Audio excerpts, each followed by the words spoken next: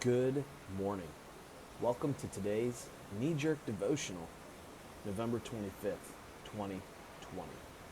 Our passage this morning is Luke 19, 1 through 10. It goes like this. Jesus entered Jericho and was passing through. A man was there by the name of Zacchaeus. He was a chief tax collector and was wealthy. He wanted to see who Jesus was, but because he was short, he could not see over the crowd. So he ran ahead and climbed a sycamore tree to see him, since Jesus was coming that way. When Jesus reached the spot, he looked up and said to him, "Zacchaeus, come down immediately. I must stay at your house today." So he came down at once and welcomed him gladly. All the people saw this and began to mutter, "He has gone to be the guest of a sinner." But Zacchaeus stood up and said to the Lord, "Look, Lord, here and now I give half of my possessions to the poor, and if I have cheated anybody out of anything, I will pay back 4 times the amount." Jesus said to him, "Today salvation has come to this house, because this man too is a son of Abraham.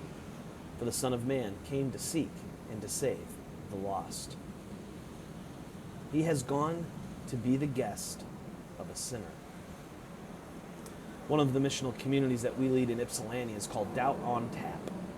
We developed the idea from one that I was using as a youth pastor, Coffee Doubt. A friend of mine, Zach, had said, "My friends won't hang out at church, but they do at a coffee shop." So we started hanging out at a coffee shop to talk about whatever they wanted. It was amazing to see the little gathering grow and grow. As we started life in Ypsilanti, my friends, Chris, Liz, and Todd all launched Doubt on Tap. It was one of those things that caught fire.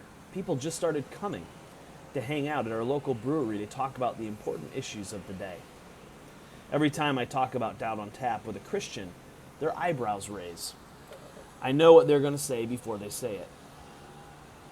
There is about to be a conversation about alcohol, bars, and is this really the message that you want to send?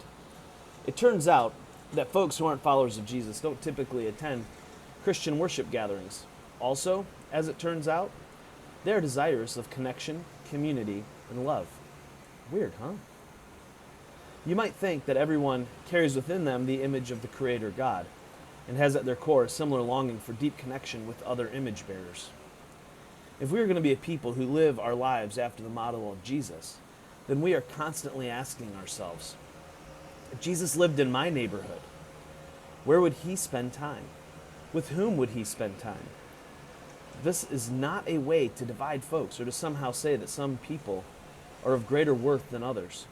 But it is to say that if we're going to say that we follow Jesus, we sure as heck better follow him. One of the things that becomes more apparent in reading the Gospel of Luke is that Jesus was concerned about engaging with those who were on the outside of the structures of power. For example, Zacchaeus was a traitor. He worked for the Romans as a tax collector. This meant that he was at work extorting his fellow countrymen on behalf of the empire. When Jesus sees him, his response? "I'm coming to your house for a party. Let's do this." Zacchaeus is overwhelmed, and Jesus is judged. How could any self-respecting Jewish rabbi welcome a tax-collecting traitor into fellowship? Jesus did, and he didn't hesitate. Zacchaeus' response? He made good on all the ways that he had done wrong. His faith was displayed in his actions and made it clear that Zacchaeus was a changed man and that he would follow Jesus. So where would Jesus go in your neighborhood? Who are, in your mind, the traitors among us?